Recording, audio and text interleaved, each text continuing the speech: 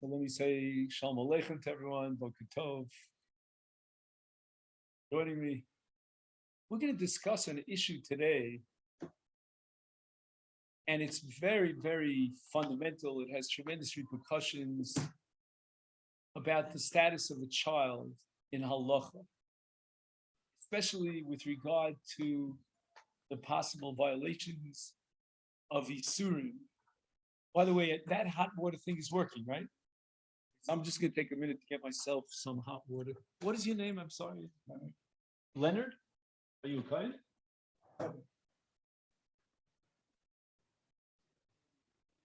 Okay.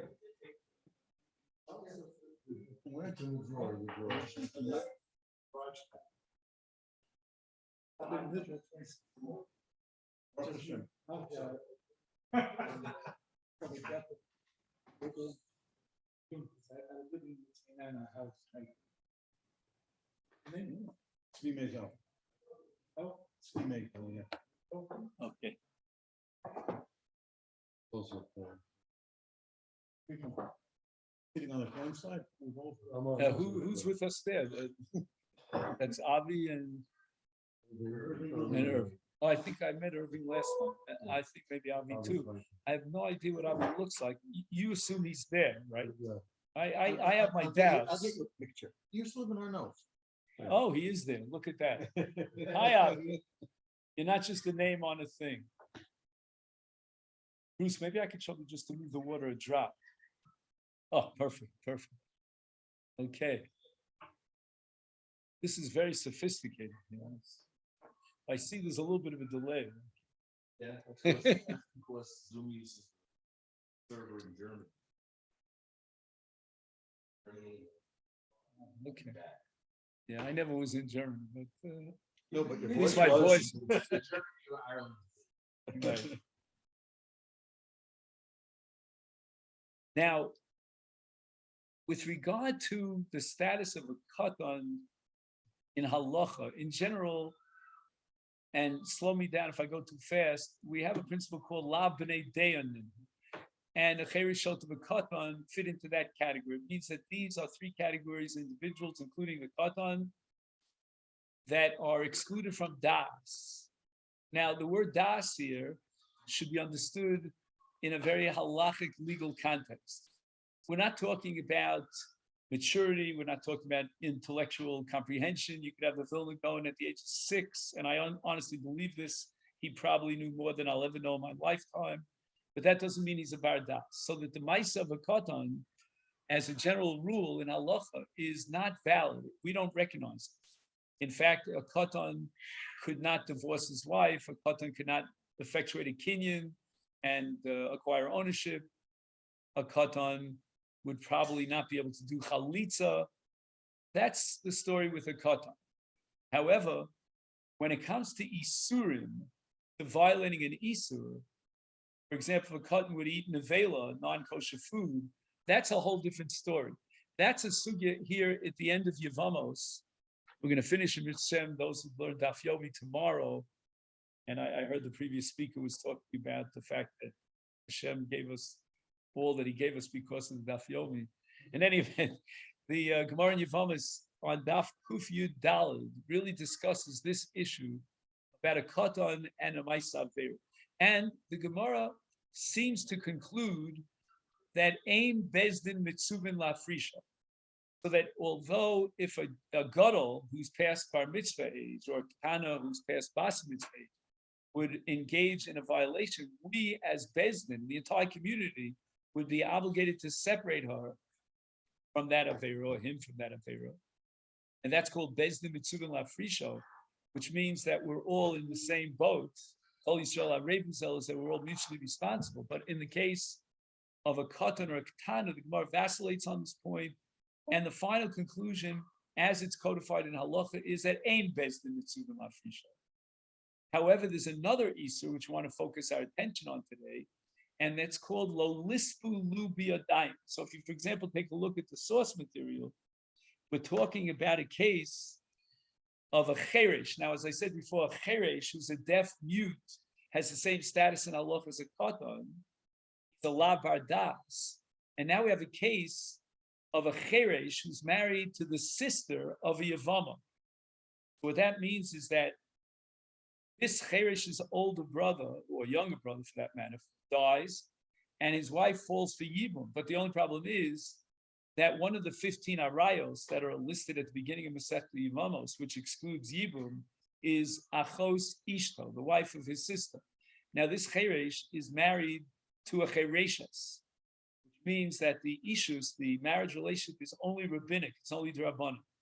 And now, a woman falls for Yibum, that would be this cheresh's sister-in-law, who's married to his late brother, falls for Yibum, and she is Achos Ishto. But there's another problem, and that is, can he, the cheresh, maintain his relationship with his wife, who's a chereshes, because of the principle called Achos Zikukaso. Achos Zikukaso means that he cannot maintain a marriage relationship, even on a D'Rabbanan level, with his wife, who is the sister of the Yevamot. Because when the Yevamot falls for Yibum, that creates a kind of a marriage relationship, a Zika relationship. So now the Mishnah establishes that in such a case, he's going to have to divorce his wife. And the Gemara says, why does he have to divorce his wife? Even if I grant you, then on a D'Rabbanan. Oh, is that a question that's being asked? Oh, okay. If anybody raises their hand and asks a question, just let me know, because I might not be able to hear from this. Oh, is that Avi? Yeah. Avi!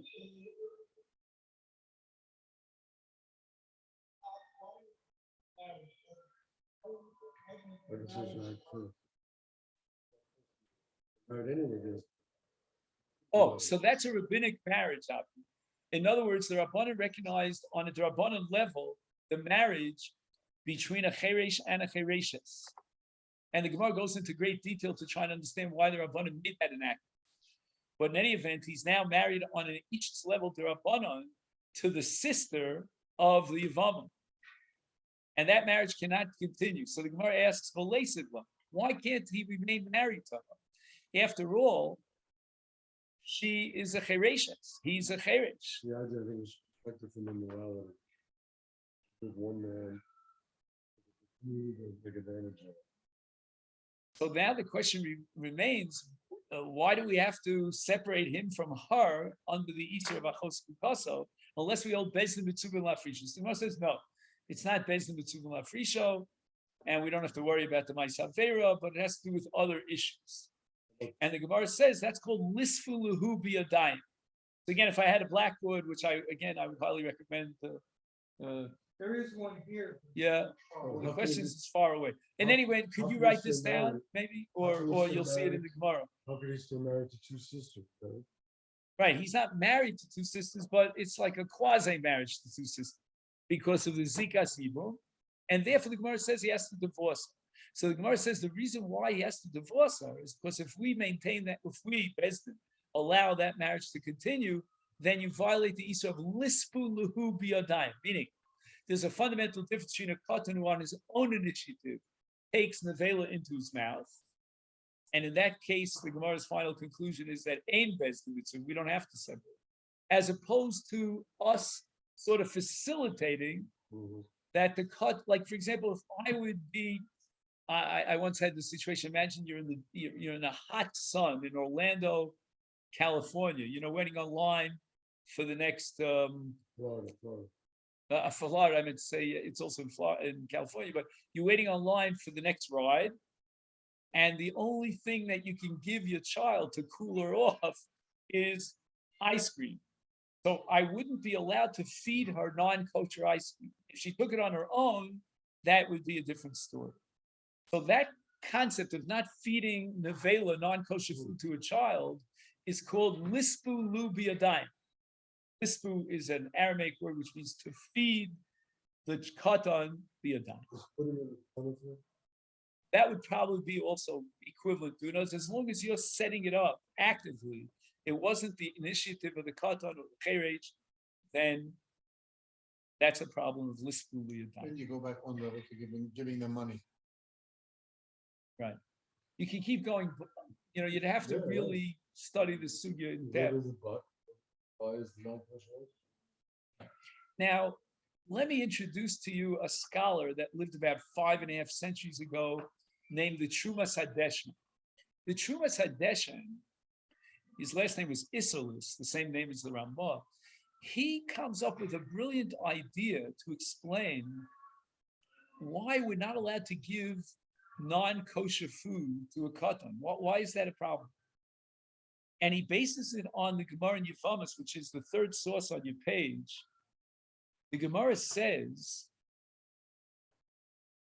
that there are 3 different yalfusas, 3 different limudim from 3 different psukim that all teach us this idea that you're not allowed to feed non-kosher food, or you're not allowed to make a child violate an Issur Torah. 3 different psukim. Now, as soon as I tell you, this is just a methodological point, that we derive this from psukim, what conclusion do you derive? Right. That's doraita. And actually, we're going to see that the Mishnah Berurah paskins that to feed a child non-kosher food is doraita. Others, including the Trumas Hadeshan and perhaps the Tur, would say that feeding non-kosher food to a child or a cheresh is only a violation of the Rabban. But we're going to go now, for the time being, until we get into the nitty-gritty details, with the assumption of almost all the Rishonim that the Issur, the prohibition of feeding a child, is a biblical prohibition. It's the Oraisa. And it's derived from one of 3 possible psukim. What are these psukim? So we'll see it inside. In the parsha of Shkotzim, which means you're not allowed to eat creeping insects, the Torah says, Lo sachlu, don't feed them, ki sheketzim. And the Brisa quoted here in the Gemara in Yevamot Kuf Yudal, it says, Lo sachilum lahazir gidolim alaktanim. We are prohibited as gidolim from feeding the ktanim. And the Gemara interprets this as referring to lo lisfu lu biyadayim. So if you want to underline that, that's the phrase that we've been talking about. Now we have another pasuk. With regard to dam, we're not allowed to eat dam, but not only that, the Torah says lo sochal dam, which is redundant. Lahazir, the Brisa says, gedolim alaktanim. So if I were to facilitate the katan eating dam, that would be a violation of this prohibition derived from lo sochal dam.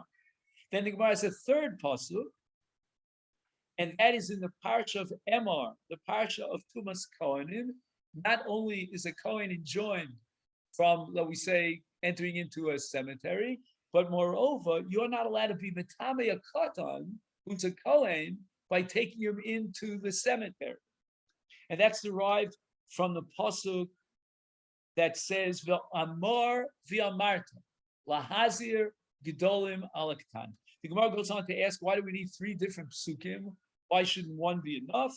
And the Gemara says the following: each pasuk tells me a big chidush. For example, if I only had the pasuk of shkotzim, so there we have a chumrah of shkotzim, because shkotzim is Issur b'mashu. It's called a BiIyun. We don't have to go into that now. And it's a chumrah in dam, that if you eat dam, you chayav kares. That puts it very high in the totem pole of Issur.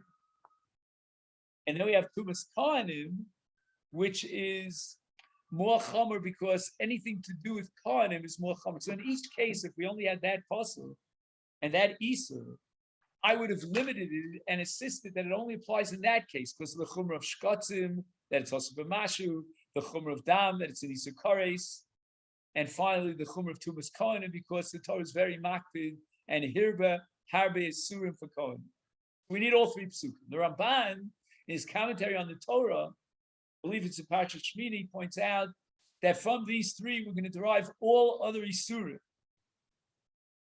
And that means that just like these 3 cases, the Torah itself, biblically, prohibits giving the katan, so too in any other Issur like Nevela, even though Nevela is not on the list of the 3.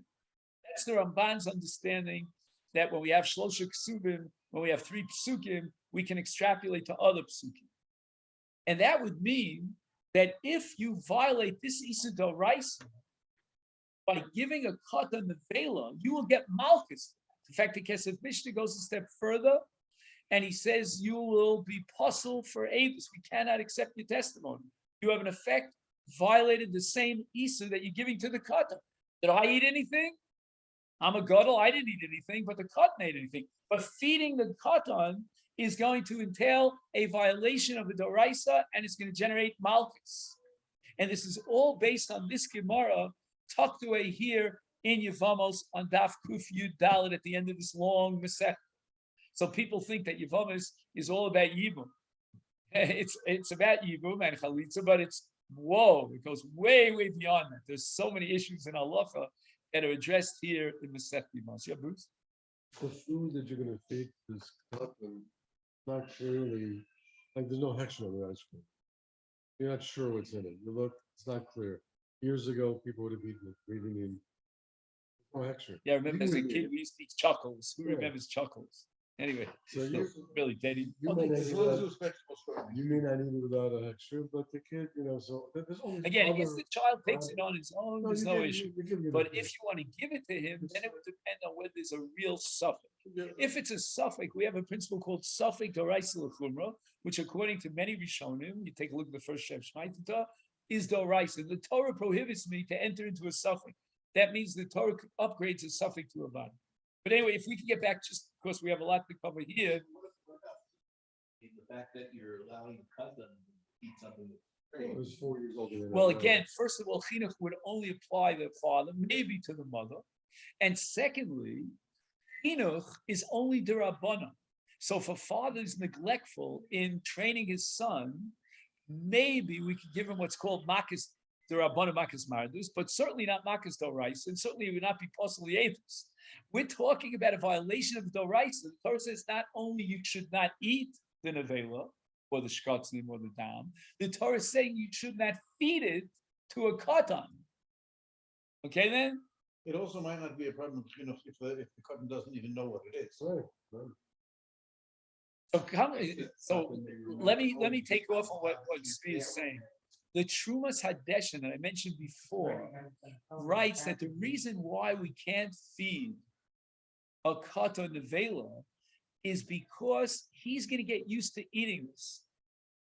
And when he becomes a gadol, he's going to continue in that path. It's called hergel.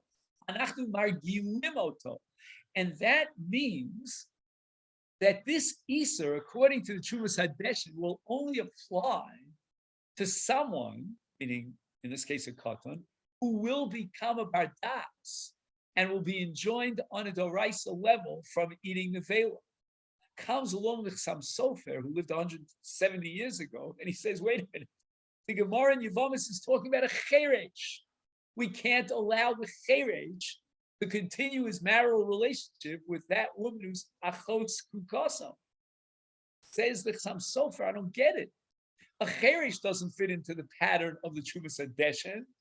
We don't have to worry about the cheresh in the future down the line. The cheresh is a cheresh for the rest of his life. And therefore, what's the problem in being margil the cheresh to violate an Issur? And the Chasam Sofer now quotes a Sifri, right? A Sifri, as you know, is a brisa of Tanoim that dates back to the time of the Mishnah. It's a brisa that's left out of the Mishnah.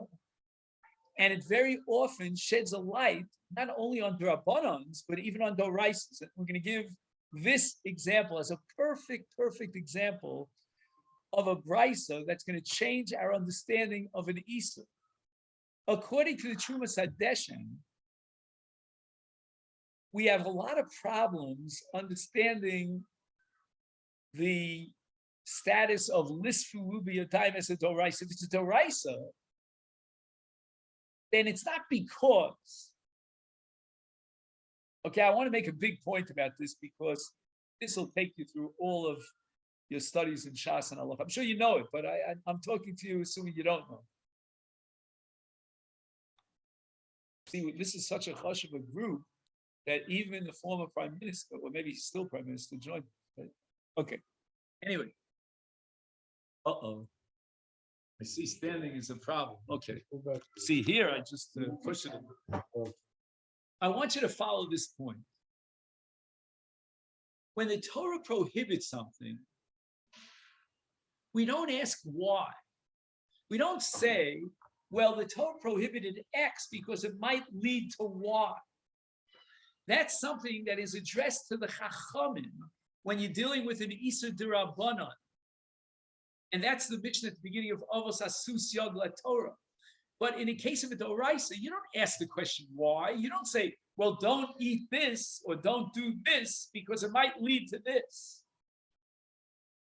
And therefore, the Chassam Sofer wants to come to the conclusion that according to the Trumas Hadeshen, the prohibition of lisfu lehu biyadayim is only D'Rabbanan. If it's Doraisa, then the Trumas Hadeshen has violated a basic methodological principle in how we understand the Torah law. If the Torah says don't feed nevela to a katan, period, that's it. That's where it begins, and that's where it ends. And we can derive from these three psukim, these three surim of Shkotzim, Dam, and Tumas Kohanim, and we can extrapolate according to Ramban to Kol Torah. And don't tell me that the Issur of Lisfu Yadayim only applies because the child will become a gadol. And that's not true, because in the case of a cheresh, the Gemara explicitly applies the principle of lo lisfu liyadayim. And in the case of a cheresh, we're not anticipating what's going to happen later on. So the Chassam Sofer is now going to quote a brisa to prove that the Issur of lo lisfu liyadayim is a separate, independent Issur, has nothing to do with anticipating what might happen in the future. And I'll read to you the language of the brisa. The brisa says the following. This brisa is quoted in many places. It's in the Mechilta, it's in Yerushalmi and Orla, and it addresses the Issur of chametz. Right, we're not allowed to eat chametz. It says lo yachel chametz. Chametz should not be eaten. It doesn't say don't eat chametz. Lasso says hamachil ka'ochel. If you feed chametz to someone else, you have basically eaten chametz. My friends, have you heard this? This is mind-boggling. This is a brisa from the time of Tanaim. If you feed someone chametz, it's as if you ate chametz. And the Gemara says that we can derive this from shrotzim. Why do you have to derive it from chametz? Because even in shrotzim, also ben akosiv hamachil ka'ochel, the machil is considered like an ochel, as if he himself ate it. And the Gemara says that we need the pasuk by shrotzim because we can't derive any conclusions from chametz.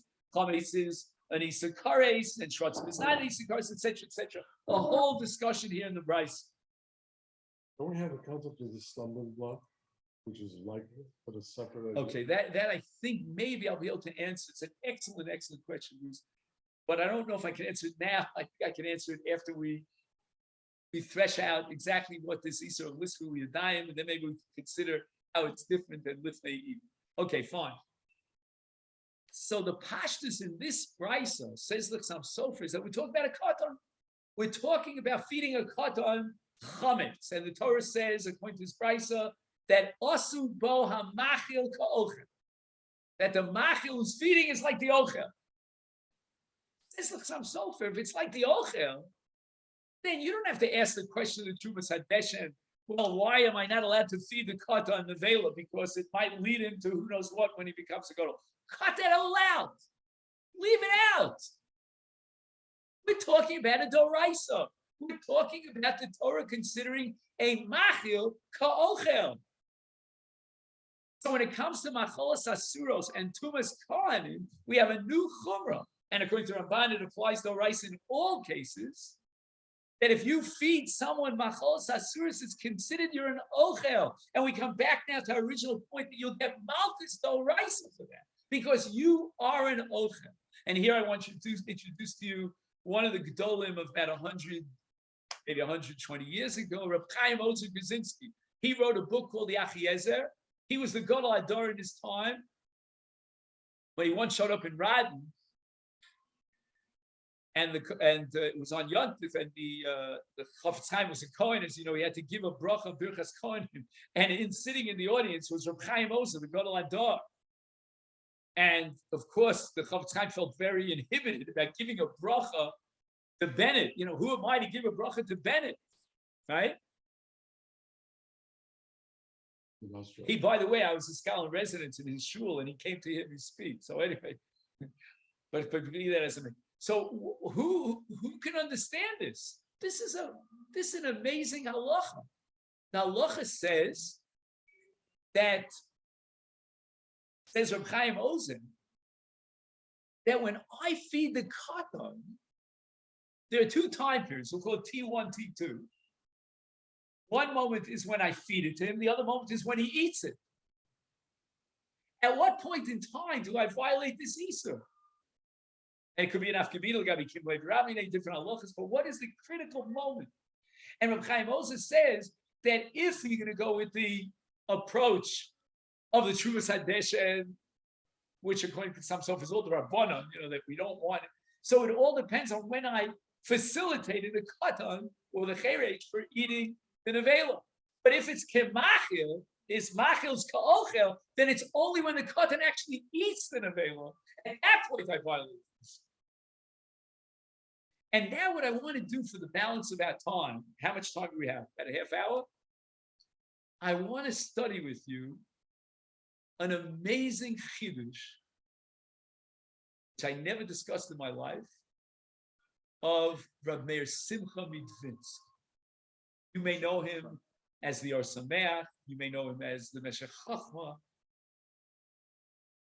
but whatever name you know him by, he was a very profound thinker, both in halacha and in Jewish thought.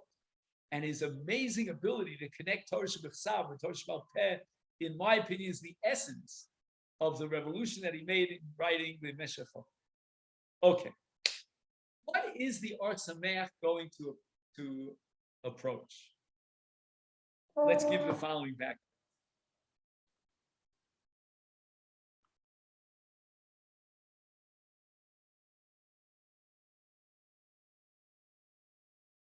If you take one approach, which I'll explain, then you lead to the conclusion, you draw the conclusion that a katan is doing something that the Torah recognizes as an avera. You take another approach. No. The katan is not doing an avera. We anticipate that maybe as a result of lisvulu yadayim, he may come to do an avera down the line. You know that in Hebrew grammar we speak about past, present, and future. What is the nature of this Issur called lisvulu yadayim when I feed the katan avera? Is it present or is it future? So let's take, for example, the Trumas Hadeshen. If I would tell you, according to Trumas Hadeshen, I'm not allowed to feed the katan nevela, is that anticipatory or is that current, present? Anticipatory, right? I'm anticipating what would happen down the line. If, on the other hand, I take the approach of the Brisa, the Mechilta, as it was understood by the Chassam Sofer, then we're not talking about anticipating. Right now, you are violating the Issur because the Torah considers the Machil as an Ochel. And right now, I'm violating the Issur, and I'll get Malchus for what happens now. It's clearly Doraisa, and it might passel a person for ages.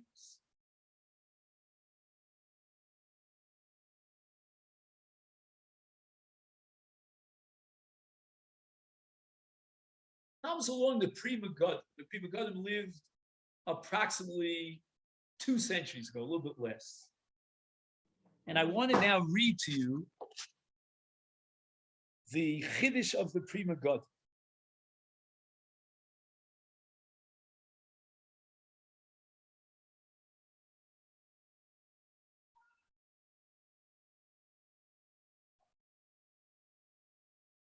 The Pri Megadim says the following.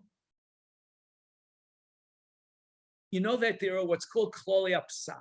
These are the rules that govern how we paskin in different. One of the klolei psak of the Kesef Mishnah, meaning of Yosef Karo, the author of the Shulchan Aruch, is that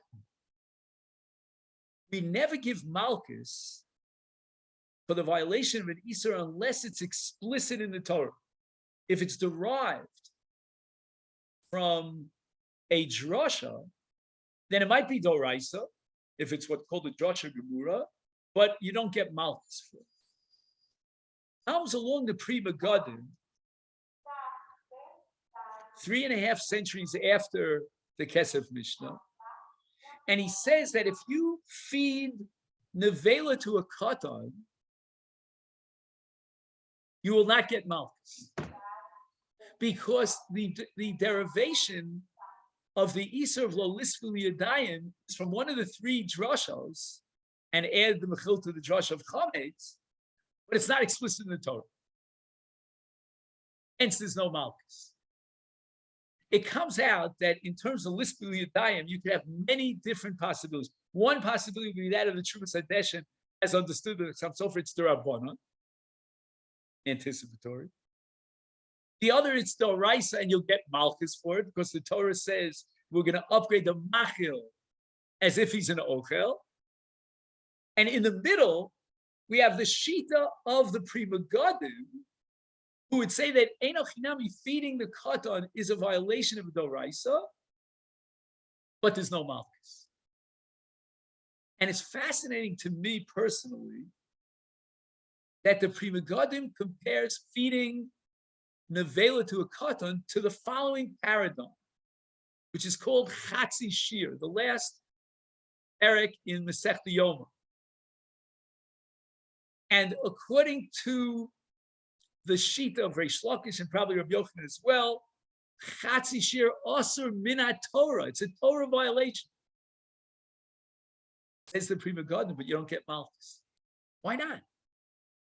Because the Torah never explicitly prohibits Chatzi Shir. The Torah says kol chelev, and the extra word kol is going to teach me that what? That you're not allowed to even eat a half a size of chelev. You don't get malchus for it. And the Pri Megadim is saying that feeding a katan nevela is like eating Chatzi Shir. And therefore you don't get malchus. And the technical rule that applies here is because it's not explicit in the Torah. But it occurred to my mind that maybe the Pri Megadim is telling us something more than meets the eye. That the comparison between lo lisfu yadayim and Chatzi Shir is much more profound. When the Torah prohibits Chatzi Shir, and I want to introduce another one of the Gedolim, it's my father's Rebbe, Rav Moshe Soloveitchik, who married off my parents. Rav Moshe Soloveitchik says that the reason why you don't get malchus for Chatzi Shir, let's say, for example, you eat a half a kazayis of chelev, is because you didn't violate the Issur of chelev. What Issur did you violate?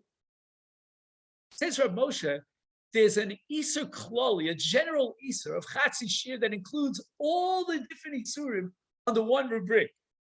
To eat Chatzi Shir of any Issur, whether it be nevela, whether it be treifa, whether it be chelev, whether it be dam, whatever it might be, is the same identical Issur. And he has an amazing proof. But the halacha is that Issurim mitzaref.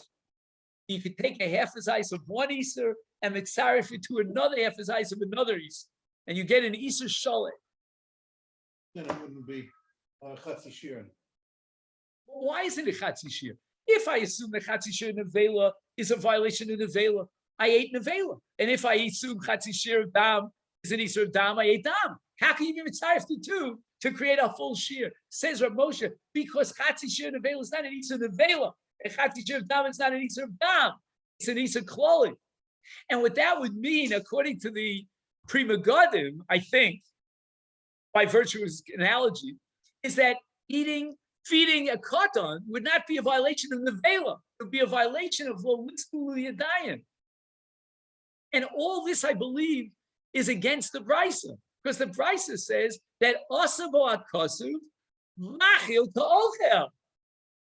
That it's a specific Issur of nevela. I violated the Issur nevela. It's not some sort of generic, general Issur that I violated. Hence, according to the Brisa, you get malchus. Chatzi Shir, you would not get malchus. So the equation between Chatzi Shir and lo lisfu yadayim, which the Pri Megadim presents as his thesis, I don't believe could be reconciled with this Brisa. The Brisa is telling us that asabo machil ka'ochel, you are violating the Issur nevela, and that's why you get malchus.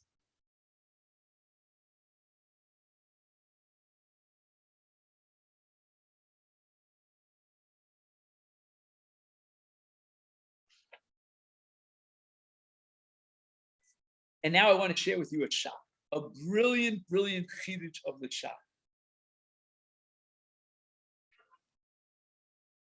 Shah, who lived about 5 centuries, maybe 4.5, the pillar of Psak Halacha for Ashkenazic Jews, is the Shah. This whole business of Lisful Yadayim as a Doraisa, I'm not talking about the Trumas Hadeshim, is predicated on the following premise: that when the Katan eats the Vela, he has violated the Issur the Vela. Rabosai, I want you to take a step back and appreciate how revolutionary is this premise, this definition of the Shah. And it changes our whole understanding of Ketanim. I'm guilty here. I have to admit it. When I see a Katan, I think of a Katan. The Torah doesn't recognize the halachic legal status of a Katan. He's a labardas. Let him eat what he wants. Comes along the Shach and he says, no, Berzon, you made a critical error over here. The Avera of a Katan is an Avera. And he's going to prove it to you. Or it says he doesn't get unction. The Torah alleviated him from punishment. The Torah had compassion on a Katan. And he's not going to be punished punitively in the courts. But he is violating an Avera. And I'll prove it to you. Says the Shah. What's the law if a Katan shechts an animal? Are we allowed to eat from the shechita? And the Gemara says in Chulin, it depends on whether he's a bar zvicha. Now let me explain what a bar zvicha is. A bar zvicha is not what you think it is. Not whether he's capable of shechting or not. He's capable of shechting. He may be a day before his 13th birthday, but he's capable of shechting. But a bar zvicha means that the zvicha, the shechita, is meaningful for him. Let me ask you the question. What's the bottom line? If a katan shechts an animal, can we eat from that shechita? Yeah, if he's a berserk that was kosher, he had in mind to do it. But he's not a gadol. It's irrelevant to him whether it's in a velo or not in a velo. He's not a bar zvicha. The zvicha doesn't mean anything to him. Just like a guy who checks, we can't validate and qualify his shechita because he's a la bar zvicha. Let him eat the velo. Like Gerrit Shrecht to Beno. Or says give the velo to a guy. He's not a bar zvicha. Katan is not a bar zvicha. How's a bar zvicha different? What's the difference? A bar zvicha is you and I because we're not allowed to eat unless there's zvicha.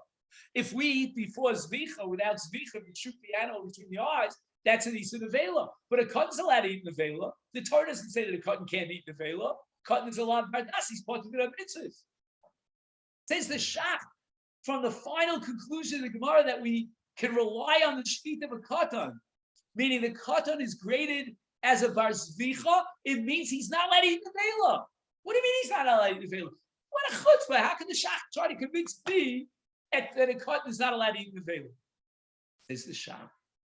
You know why he's not allowed to eat? How do I know? What's the source for not eating nevela? It's this halacha of lo lisfu l'viyadayim. The fact that I'm not allowed to feed the katan is because the katan's not allowed to eat nevela. He himself is not allowed to eat nevela. Why Barkley Chiddush to the Shach? And it has to change our whole attitude towards katan. A katan, the Torah may have been compassionate and alleviated him from punishment, but a katan has an avera.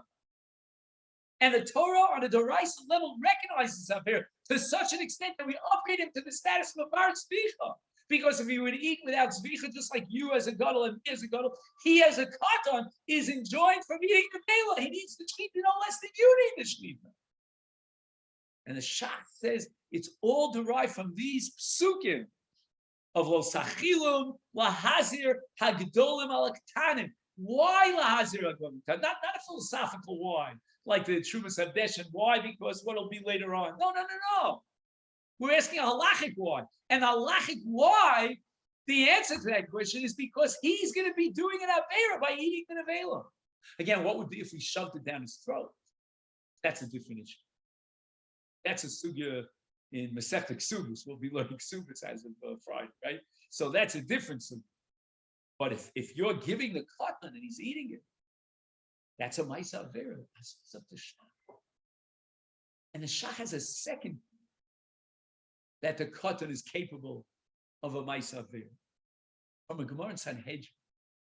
Gemara in Sanhedrin says, a little embarrassing to talk about, that if a katan has an act of bestiality with an animal, we have to put the animal to death with stoning. And the Gemara says, why? He's a katan. The Gemara says that's called a takol. Takol means that an averu was done with the help of this animal. I think it's called sodomy in English, if I'm not mistaken.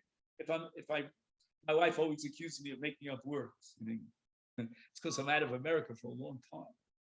You know, we celebrated my wife and I our Shem Brachas in Israel. We've been here since.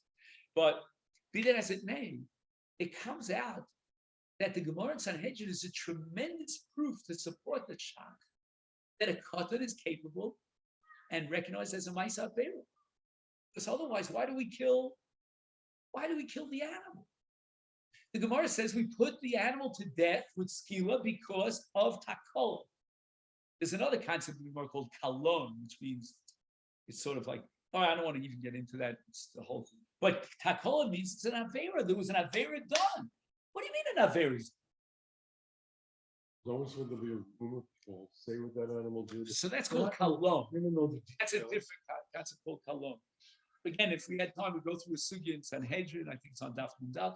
This is a very complicated sugya. I'm just touching on a point because I want to show you that the Shach, who's the pillar of halachic sak for Ashkenazim for 5 centuries, he holds that a katan is capable of Maisa Vera, and therefore, if you feed the katan the vela, you have set up his Maisa. Amazing. Maybe that's why at a bar mitzvah, the father says, Baruch she'karani onshor shel hazeh. Because if there was no Maisa Avera, there would be no onish to be niftar mimenu. Let me try to figure this out. Brilliant, more brilliant than I am. I'm trying to get the mathematics here. Again, if there was no Maisa If there's no Maisa Avera, there's no onish of the katan. What does the father say at the bar mitzvah? Baruch she'karani onshor shel hazeh. You've been patami from his ownership. If there was no Avera, why would there be any ownership? Excellent. So I think what Steve is saying, I'm going to say it in my words and tell me if this is what you meant, that what the father is saying is that in a certain sense, he is taking the ownership of the katan, but the katan is doing the Maisa Avera. Now, when the katan becomes a gadol, the katan not only has a Maisa Avera, he also has ownership. And now I can make a bracha. Excellent. No. Now, What?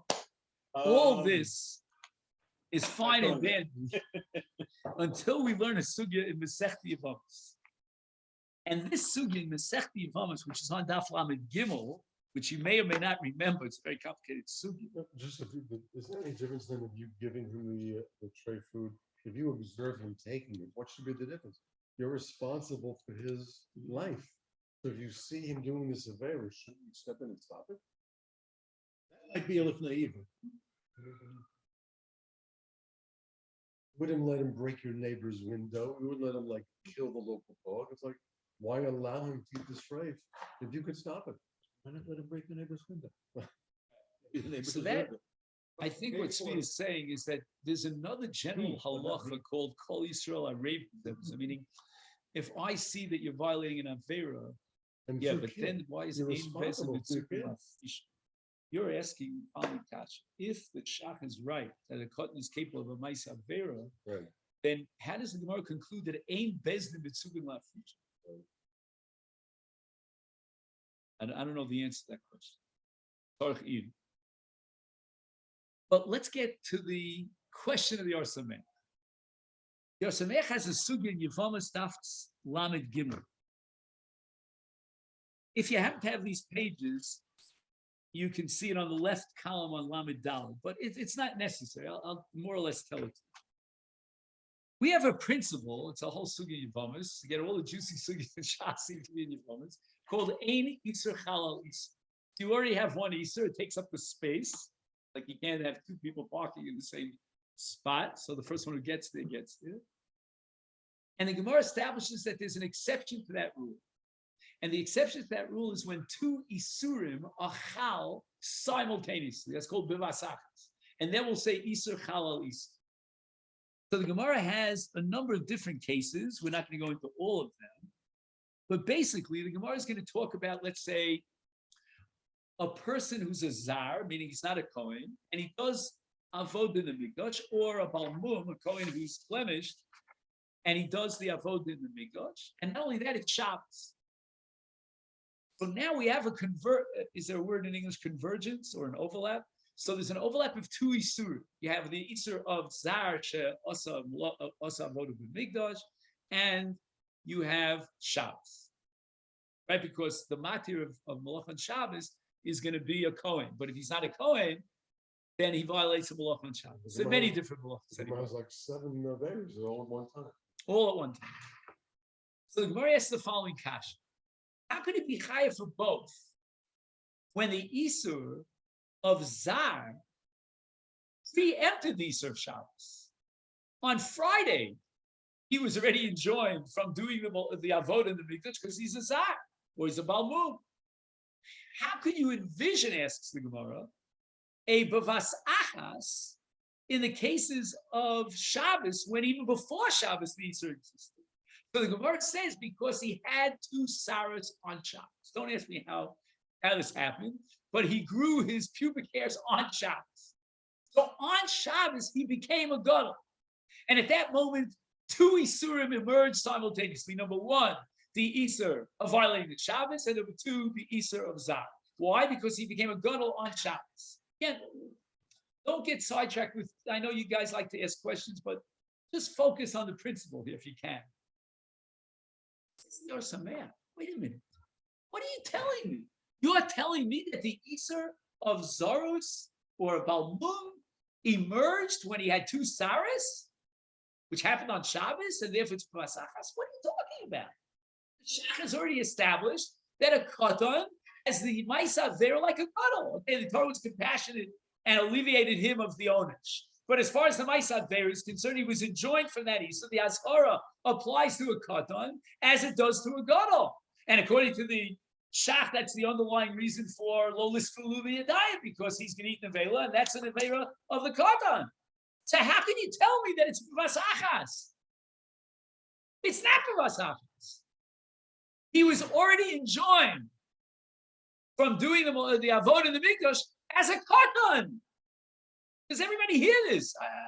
I'm screaming it out loud because you're on Zoom. I don't know how, it has to go through Germany and comes to I don't know, it goes through Yerushalayim and then finally reaches Efrat. And when it reaches Efrat, it reaches the outskirts of Efrat, which is Dagan. But now we're in the center of Efrat. That's what they tell me. This is someone else, and he said that's baloney. Hagefen is not in the center of Efrat. Okay, so we have Machlokas Achronim here. Something Dorais Lechumra. Where is the center of Efrat? Okay. 3 or 4 neighbors can all walk down. Okay. All right. The last night I was in Tamar, and I have no idea where that is. I slept in Dekel. I don't know where that is. I gave a shir this morning in Dagan. So I've been making the rounds here from Tamar to Dekel to Dagan to Geffen. I don't know if it's Milan Bukodesh. I don't know. Maybe Geffen is, first to the 7th. I don't know. Anyway.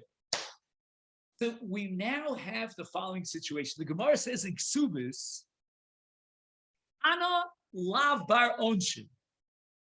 Do you hear this? The Gemara in Ksubis on Daf Mem Daleth. Ana lav bar onshin. What does that tell you?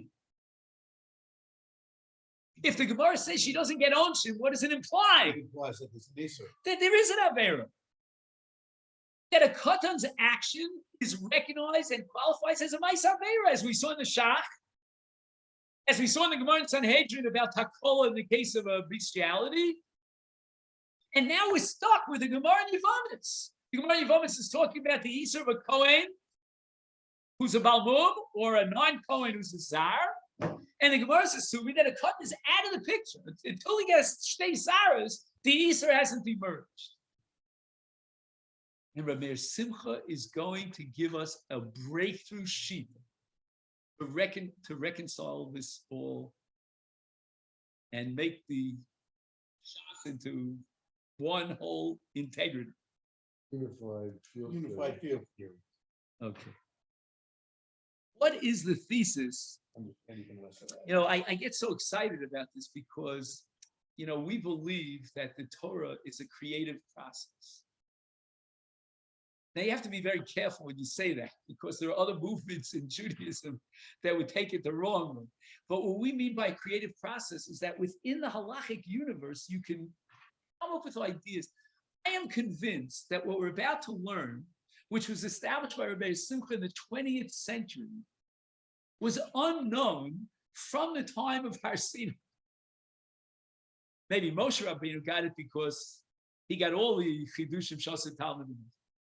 Says Rabbi Simcha, we're going to take the Torah and we're going to divide it into half. We're going to take the Torah and break it down to two different categories. And the nafkamina is going to be the status of a katan, depending on whether you fit it in this category or the other category. What are the two different categories? He says the following. B'chelek min ha-mitzvahs, in one category of mitzvahs, is katan muzhar. A katan is included in the azara.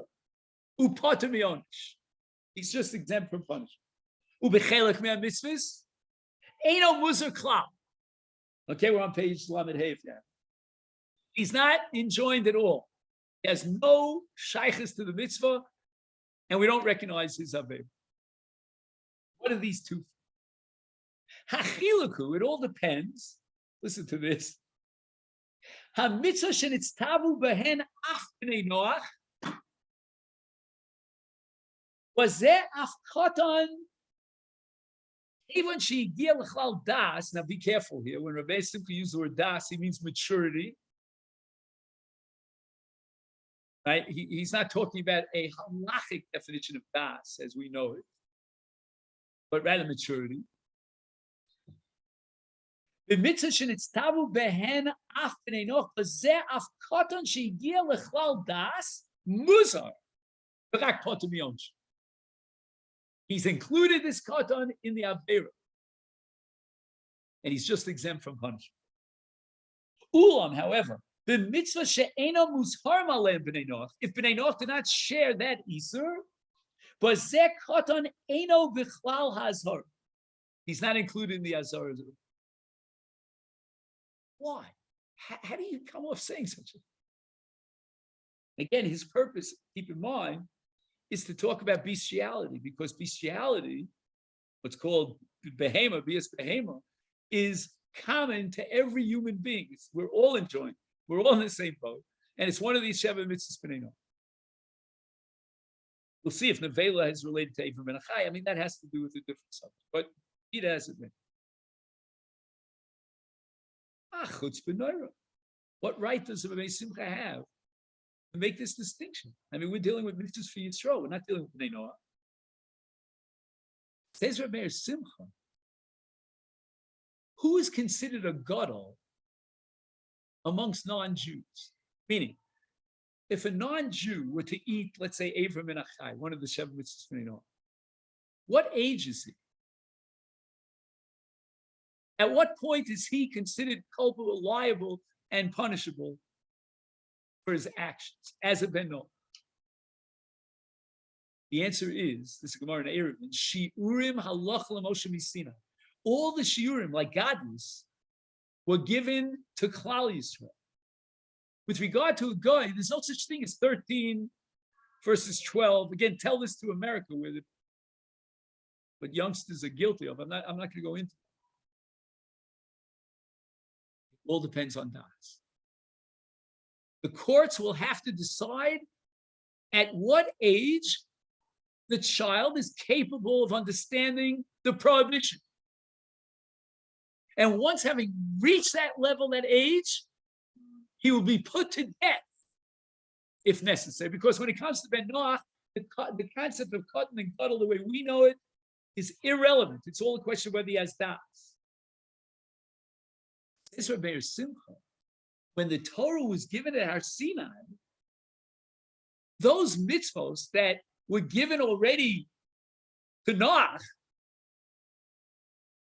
in which case those mitzvahs were given to any katan, even if he's below 13 because he has das, those mitzvahs are incumbent upon a katan Yisrael, no less than upon a katan ben Noach, even though he hasn't reached gadlus. Because as far as those mitzvahs are concerned that are given to Bnei Noach, they are so reprehensible and so mo's that it all depends on das. Sharei ben Noach, the mitzvos, so mitzvah ben ein bahem din yud gimel shanin. The shear of godless of yud gimel shanin is irrelevant to a ben Noach. And therefore, the mitzvos elu, regarding those mitzvahs, like we talk about having a relationship with an animal, matzinu shalot tzarich ikar chiyuvim b'shir gadlus. For to be machayev, we don't need shir gadlus. Now the shir gadlus is only going to be a din in onship. That the Torah is compassionate on this katan who had a relationship with an animal because he's not a gadol technically. But as far as the Aveira is concerned, the Asfara is in a sense a legacy from Noach. And that applies even to a katan as long as he's what? He's a bardas. The makom shezeh mitzvah shalom, it's tavu b'nei Noach, but if b'nei Noach weren't obligated, so the whole mitzvah emerges as a Yisrael, wazeh shir gadlus, is the shir beikra chiyuv, below maspik das, tzarich gadol b'din, the kol shelo yigia l'chal yud gimel, ein mitzuvah klal. So let's now reconcile.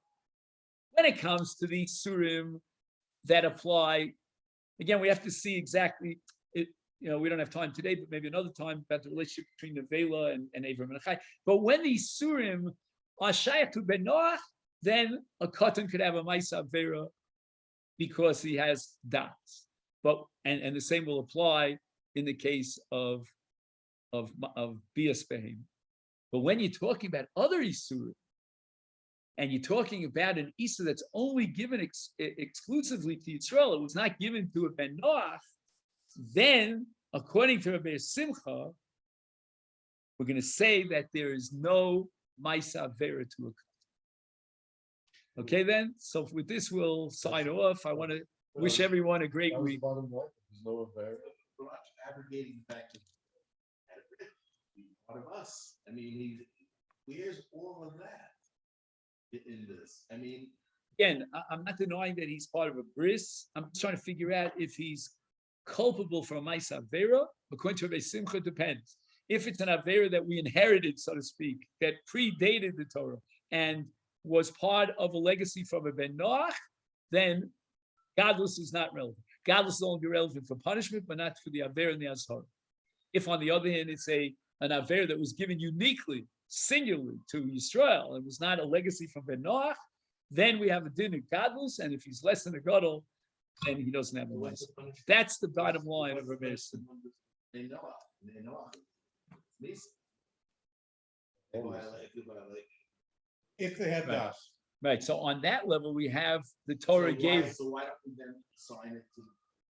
I don't know. but that he should get punished for it. Yeah. So that was a new halacha that was given at our Sinai. It's called the Nitna Torah V'Nischach Halacha. That those punishments that would apply to Ben Noach don't apply to Israel if he's a. Okay, then. Now, how do I get to downstairs? Okay, I'm just trying to learn my way around here. But the bottom line is the parents still can't give the kid the food, but if he takes it on his own, then he'll go through the Mishnah Berurah